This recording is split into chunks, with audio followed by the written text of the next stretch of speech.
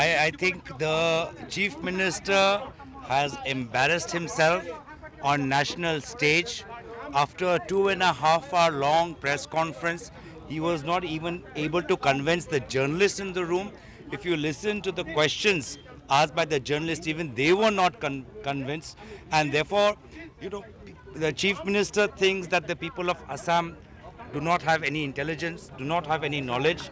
So he should respect the people of Assam. People of Assam know who is the ultimate deceitful chief minister, most मिसोलिया मुख्यमंत्री, सबसे झूठ बोलने वाला मुख्यमंत्री people of Assam very well know, and people of Assam will decide concisively and decisively in the upcoming assembly election to throw out Himanta Biswa Sharma from the CM's chair.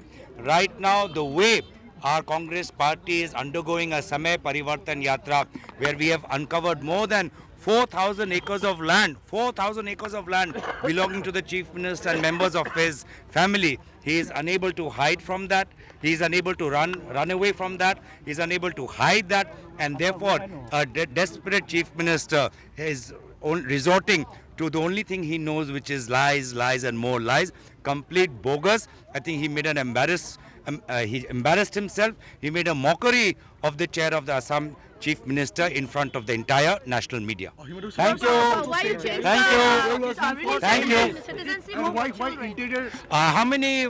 I want to ask if there are certain BJP ministers in union government. I hope you ask the same questions to those BJP ministers also. So how would you explain the SIT reports that have been extended your visa? Today, the report shows that the Chief Minister is extremely worried. He has made an embarrassment of himself.